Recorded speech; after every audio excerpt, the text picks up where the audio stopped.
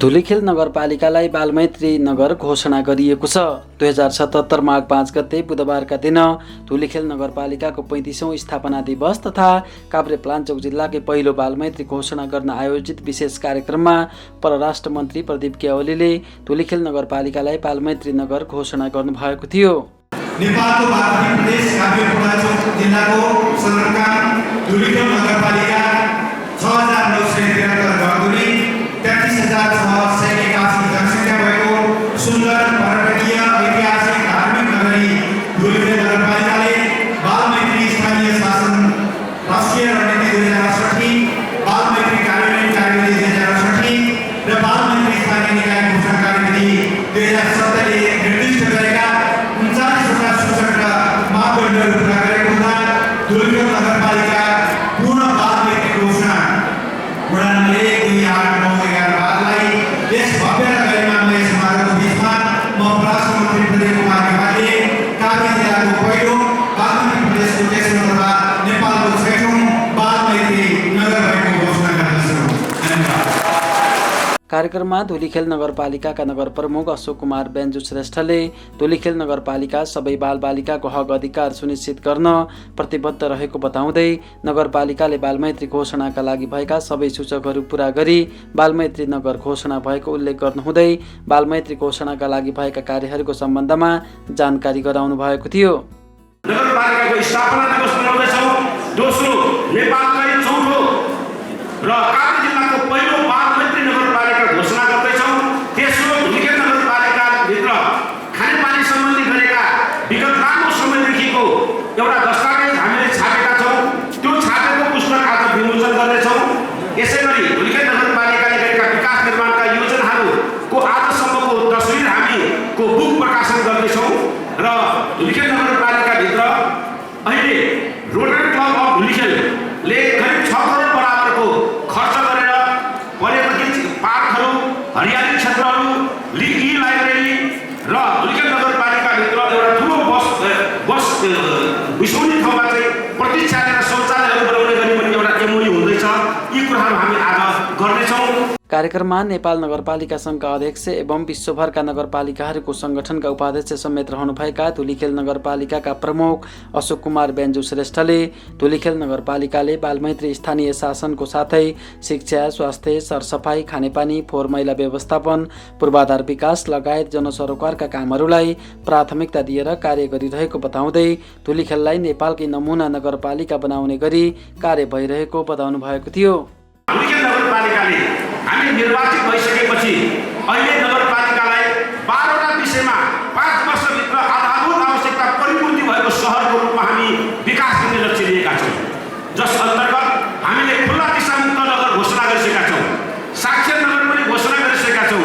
आज बालमैत्री नगर घोषणा हुँदैछ र आगामी दिनमा हामीले स्वस्थ सहर पनि धुलिखेल नगरपालिकाले घोषणा गर्दैछौँ। र अहिले हामीले एक घर एक धाराको खानेपानी अभियान सुरु गरेर 1800 घरधुरीलाई पानी खुवाइसक्यौँ। यो वर्ष हामी 1100 घरधुरीलाई खुवाउँछौँ र एकीकृत काभ्रेभ्याली खानेपानी आइसकेपछि हामी धुलिखेल नगरपालिका नेपालकै पहिलो सबैको घरमा शुद्ध पानी भएको सहरको रूपमा हामी स्थापित हुनेछौँ। त्यसले हाम्रो स्वास्थ्य पनि विकास हुनेछ।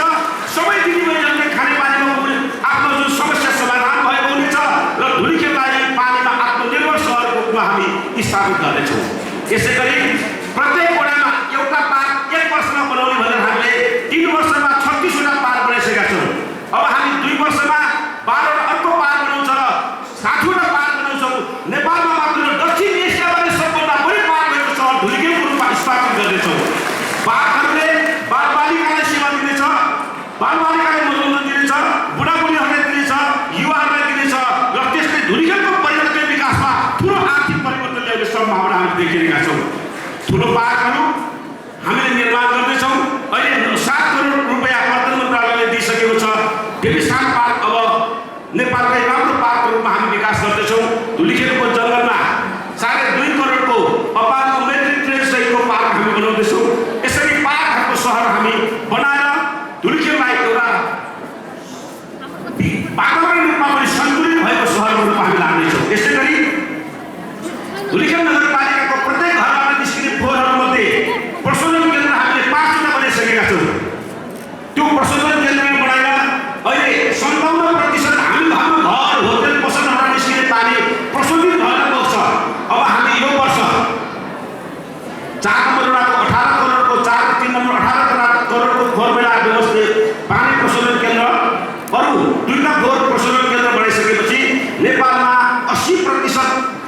पानी प्रशोधित भएको सहरको रूपमा हामी बायोलोजिकल एउटा चाहिँ राम्रो सस्टेन हुन सक्ने सहरको रूपमा पनि हामी विकास गर्दैछौँ। यसै गरी धुलिखेल नगरपालिकामा हामीले कृषितर्फ आम दाजुभाइ दिदीबहिनीहरूलाई कृषिको प्रमुख आधार हाम्रो आर्थिक विकासको क्षेत्रमा हामीले लगानी गर्ने गरी रणनीति योजना सहित एउटा उत्पादनको केन्द्रको रूपमा विकास गर्ने लक्ष्य लिएर काम गरिरहेका छौँ। सम्पदा संरक्षणको लागि अहिले वर्ल्ड ब्याङ्क भूकम्प प्राधिकरणसँग मिलेर धुलिखेलको पुरानो बजार श्रीखण्डपुर इन्डियन बजारलाई हेरिटेजको रूपमा विकास गर्ने गरी हामीले प्रारम्भिक योजना तर्जुमा गरिसकेका छौँ र पुरानो सहरहरू रिभाइटलाइज भएर अब हाम्रो राम्रो र सम्पदा संरक्षित सहरको रूपमा हामी विकास गर्नेछौँ। यसै गरी हामीले धुलिखेल नगरपालिकामा कर प्रणाली स्मार्ट रूपमा अगाडि बढिसकेको छ। नगरपालिकाको डाटा सेन्टर हामी बनाउँदैछौँ र क्रमिक रूपमा अब धुलिखेल नगरपालिका स्मार्ट सिटीको रूपमा हरेक प्रविधियुक्त र प्रविधि सम्पन्न सहरको रूपमा हामीले सीसी क्यामेराहरू सहरभरि राख्ने क्रम जारी भइसकेको छ। हामीले वाइफाई फ्री जोन बनाइसकेका छौँ। नगरपालिकाको कर अवलोकन एपको माध्यमद्वारा तिर्न सक्ने भइसकेको छ। वडा वडामा नै हामीले नगरपालिकाको केबल नेटवर्क जोडेर चाहिँ हामीले वडामा नै कर तिर्न सक्ने अब हामी काम सम्पन्न गर्दैछौँ। यसरी नगरलाई एउटा स्मार्ट आत्मनिर्भर सबै भौतिक पूर्वाधार सम्पन्न सहरको रूपमा अगाडि बढाउँदैछौँ। अहिले टुडीखेललाई चिडियाखानाको रूपमा विकास गर्नलाई यो वर्षदेखि बजेट व्यवस्थापन गरेका छौँ। त्यो कार्य पनि अगाडि बढिरहेको छ। खसकोटमा औद्योगिक ग्राम नेपाल सरकारको सहयोगमा औद्योगिक ग्राम यहाँ सुरु हुँदैछ। त्यसले यहाँको औद्योगिक विकास र सुरक्षालाई अगाडि बढाउनेछ। विपद व्यवस्थापनमा नेपालको सबभन्दा व्यवस्थित सहरको रूपमा लाने भनेर हामीले योजना बनाएका छौँ। त्यस योजना अन्तर्गत कोभिडको बेला नेपालकै उत्कृष्ट कोरोना रोग नियन्त्रणमा व्यवस्थापन गरेको कारणले प्रदेश सरकारले 1 करोड रुपियाँ एउटा चाहिँ पुरस्कार स्वरूप प्राप्त गरेका थियौँ र कोभिड लगायत आउने हरेक किसिमका रोगहरू समाधान गर्नलाई स्वस्थ सहर कार्यक्रम, स्वास्थ्य बिमा कार्यक्रम, गर्भवती महिलाहरूको स्वास्थ्यमा हामीले काम गर्ने। त्यसै गरी प्रत्येक नेपाली धुलिखेल नगरपालिकाका महिलाहरूको पाठ्यक्रममा हुने क्यान्सर रोग निदानका लागि यो वर्षदेखि हामी योजना अगाडि बढाइरहेका छौँ र धुलिखेलमा 15 बेडको हस्पिटल नेपाल सरकारको सहयोगमा 18 करोडको लगानीमा पनि सुरु भएको छ र हामीले अब 10वटा मेसिन सहितको डायलिसिस मेसिन राखेर अब कुनै पनि मान्छेको किडनीको समस्या भयो भने डायलिसिस धुलिखेल नगरपालिकाले नै गर्ने गरी हामी जाँदैछौँ। यो वर्ष 4वटा स्वास्थ्य चौकीहरू बनायौँ। अब हामी आयुर्वेद हस्पिटल बनाउँदैछौँ र यसै गरी धुलिखेल नगरपालिकाले स्वस्थ सहर कार्यक्रम अन्तर्गत प्रत्येक नगरवासीहरूको दाता लिएर स्वास्थ्य सूचना केन्द्र स्थापना गर्ने योजनासहित अगाडि बढिरहेका छौँ। पर्यटन मन्त्रालयको सहयोगमा फेरि एउटा एकीकृत पर्यटकीय सूचना केन्द्र पनि हामीले आगामी वर्षदेखि प्रारम्भ गर्नेछौँ र सडकको सिलसिलामा डिएफआईको सहयोगमा 12.5 किलोमिटर सडक हाम्रो पुनर्निर्माण भएको छ। यसै गरी धुलिखेल नगरपालिकालाई नेपालकै पहिलो हाम्रो 12वटा स्वास्थ्य, शिक्षा, कृषि, पर्यटन, उद्योग, खानेपानीमा सम्पन्न भएको सहरको रूपमा घोषणा गरेर हामीले नगरपालिका भनेको कस्तो हुन्छ र नगरवासीहरूको भूमिका कस्तो हुन्छ र जनता र जनप्रतिनिधि मिलेर कर्मचारी मिलिसकेपछि देशको विकासको सम्भावना छ भन्ने कुरा स्थापित हामी गर्न चाहन्छौँ। धुलिखेल नगरपालिकालाई बालमैत्री घोषणा कार्यक्रमलाई सम्बोधन गर्नुहुँदै परराष्ट्र मन्त्री प्रदीप ग्यावालीले भोलिका राष्ट्रका कर्णधार बालबालिकाहरूलाई धुलिखेल नगरपालिकाले प्राथमिकता दिएकोमा नगर प्रमुख अशोक बेन्जु लगायत जनप्रतिनिधिहरूलाई बधाई दिनुहुँदै सरकार बालबालिकाको हक अधिकार सुनिश्चित गर्न प्रतिबद्ध रहेको बताउनु भएको थियो। आज हामीले गर्ने कामहरू भविष्यका सन्ततिहरूका लागि हुन्। आज हामीले रोप्ने बिरुवाहरू भोलिका हाम्रा नानीहरूले फर्किन सकुन् भन्नका लागि हुन्। हामीले आज गर्ने शिलान्यास भोलि नानीहरूका लागि एउटा सुरक्षित आवास बन्न सकोस् भन्नका लागि हुन्। यस अर्थमा आफ्नो विकासका प्रायोरिटीभित्र नानीहरूलाई राखेर, बालबालिकाहरूलाई राखेर यो नगरपालिकालाई बालमैत्री घोषणा गर्न सक्नुभएकोमा तपाईँहरू साँच्चै नै धन्यवादका पात्र हुनुहुन्छ। सुखद संयोग अघि तिलक कम्तीले पनि बताउनुभयो, मैले नेपालको पहिलो बालमैत्री नगरपालिकाको रूपमा देउचुलीलाई घोषणा गर्ने एउटा ऐतिहासिक अवसर पाएको थिएँ र आज त्यसको निरन्तरताको रूपमा धुलिखेललाई जोड्न पाउँदा मलाई निकै खुसी लागेको छ। हामी प्राय विकासका कुरा गर्दा बाटोहरू कति बने, भवनहरू कति बने जस्ता भौतिक पूर्वाधारलाई बढी महत्त्व दिने गर्छौँ। निश्चय नै भौतिक पूर्वाधारहरूको अर्थ छ, त्यसको महत्त्व छ, तर ती सबै विकासभन्दा बढी महत्त्वपूर्ण विकास मानवीय विकास हो, जसभित्र त्यो नगरपालिका, त्यो जिल्ला या समग्र त्यो देश कति महिला बस्न लायक छ, कति ज्येष्ठ नागरिकहरू बस्न लायक छ, कति बालबालिकाहरू बस्न लायक छ, कति त्यहाँका श्रमजीवीहरू बस्न लायक छ, समग्रमा त्यो विकासले जनतालाई कति सम्बोधन गरेको छ, त्यो सबैभन्दा महत्त्वपूर्ण हुन्छ भन्ने म ठान्दछु। धुलिखेल नगरपालिकाले भौतिक विकास सँगसँगै मानवीय विकासलाई पनि सन्तुलित हिसाबले अगाडि बढाइरहन सकेकोमा म सिङ्गो नगरपालिका परिवारलाई धेरै धेरै धन्यवाद दिन चाहन्छु।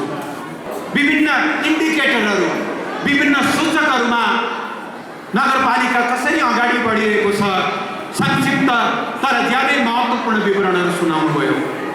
चाहे यहाँ शिक्षाको, स्वास्थ्यको, बाल मैत्रीपनको, रोजगारी सिर्जनाको, सरसफाइको लगायतका क्षेत्रमा हासिल गरेका प्रगतिहरू हुन्, चाहे बाटोघाटो, पुलकुलेसा, खानेपानी लगायतका अन्य भौतिक पूर्वाधारमा गरिएका विकासका कुराहरू हुन्। तपाईहरुले निकै अनुभूत हुने गरी देखिने गरी प्रगति गर्नुभएको छ।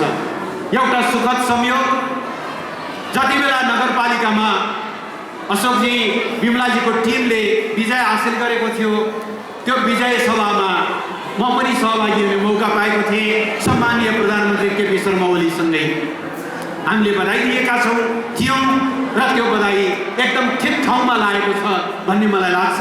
म खुसी व्यक्त गर्न चाहन्छु।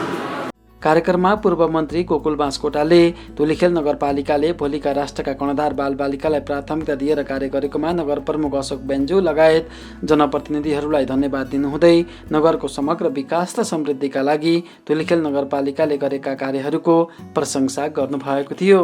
बालकहरू आजका कोपिला मात्रै होइनन्, भोलिका फुल र पर्सीका कर्णधारहरू पनि हो। त्यसैले म सम्पूर्ण भाइ बहिनीहरूलाई तपाईहरुको खुसियाली र आफू सुरक्षाको हिसाबले, सम्मानको हिसाबले र सिक्ने हिसाबले र शिक्षाको हिसाबले नगरपालिकाद्वारा प्रवाह गरिएका सेवाहरूद्वारा सम्मानित र सुरक्षित रहनु भएकोमा हार्दिक बधाई पनि भन्न चाहन्छु। कार्यक्रममा नेपाल सरकारका सचिव गोपी मैनालीले धुलिखेल नगरपालिकाले नगरको विकास र समृद्धिका लागि महत्त्वपूर्ण कार्य गरेको भन्दै आफूले पनि धुलिखेलको विकास र समृद्धिका लागि सक्दो सहयोग गर्ने प्रतिबद्धता व्यक्त गर्नुभएको थियो। धुलिखेल अस्पताल हामी खोल्दै थियौँ, धुलिखेल काठमाडौँ विश्वविद्यालय हामी खोल्दै थियौँ, त्यो बेला धेरै ठुलो सङ्घर्ष गरियो, तर अहिले धुलिखेल धेरै रूपमा अगाडि बढेको छ। हाम्रो नगर प्रमुखको अग्र नेतृत्वमा, यसभन्दा अगाडिका नगर प्रमुख बेलप्रसाद श्रेष्ठजीको असल नेतृत्वमा धुलिखेलले धेरै सकारात्मक उदाहरणहरू दिएको छ। यस अवस्थामा म सर्वप्रथम त धुलिखेल नगरपालिका र यसको नेतृत्वलाई, यहाँको नगरवासीलाई हृदयदेखि धन्यवाद भन्न चाहन्छु। र दोस्रो कुरा, म यही काभ्रेको व्यक्ति भएको हुनाले माटो र मुटुको सम्बन्ध जननायक विशेषज्ञ प्रसाद कोइरालाले भन्नुहुन्थ्यो सधैँभरि, माटो र मुटुको सम्बन्ध नभए त्यो कुनै पनि सांस्कृतिक राष्ट्रियताको कुराहरू बढ्दैन। मलाई अहिले त्यही फिल भइरहेको छ। यस कारणले गर्दा धुलिखेल नगरपालिकाका सबै ठुला कार्यक्रमहरूमा म यो माटोको व्यक्ति भएको कारणले त्यो मुटुको सम्बन्ध देखाउन जहिले पनि आइरहेको छु। म एउटा कुरा यहाँलाई कता शासन गराउन चाहन्छु त भन्दा, धुलिखेल नगरपालिकाको हाम्रो प्रमुख थियो, उपप्रमुखको पदस्थापनको दिन, उहाँको शपथ ग्रहण गर्ने दिन पनि म यसै गरी यहाँ उपस्थित भएको थिएँ। म तत्कालीन अवस्थामा निर्वाचन आयोगको सचिव थिएँ र यसै गरी कार्यक्रममा उहाँलाई शपथ ग्रहण गराउने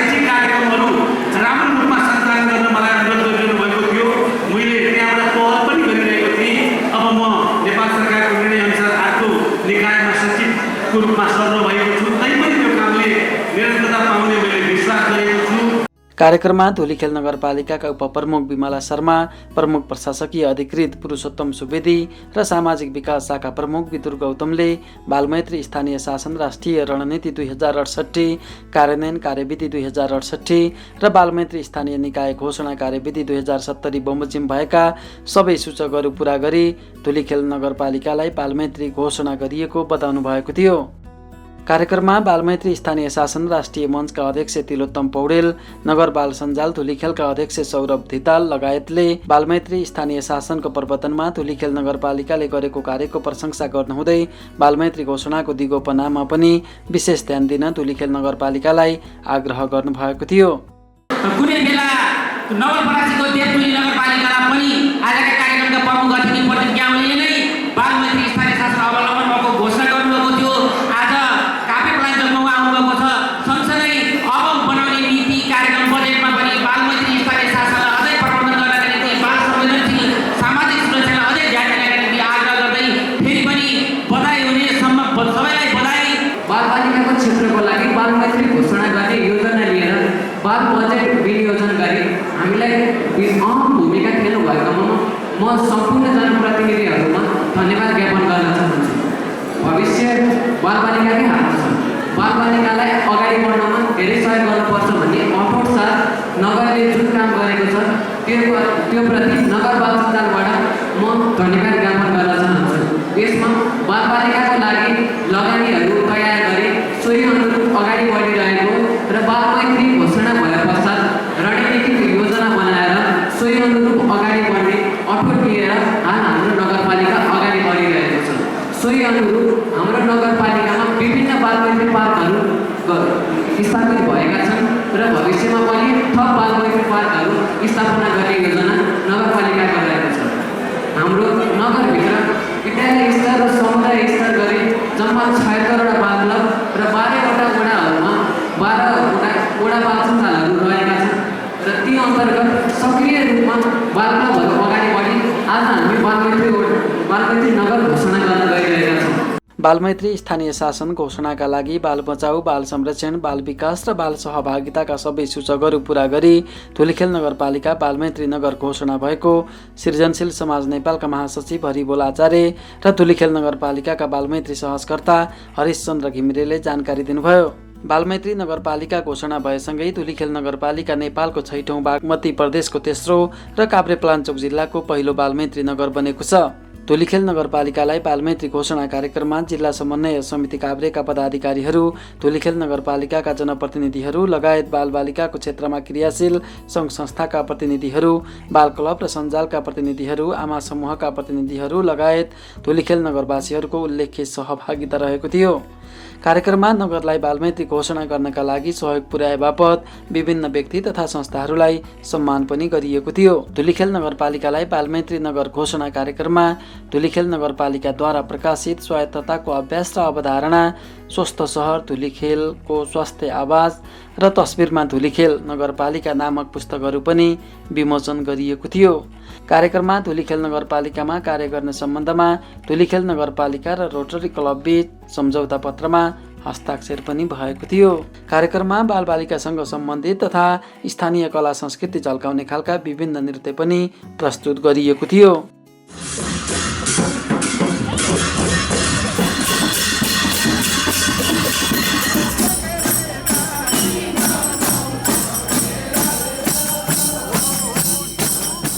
नेपाल सरकारले 2068 साल असार 21 गते बालमैत्री स्थानीय शासन राष्ट्रिय रणनीति र कार्यान्वयन कार्यविधि 2068 जारी गरेपछि स्थानीय तहहरूले बालमैत्री स्थानीय शासनको क्षेत्रमा काम गर्न सुरु गरेका थिए।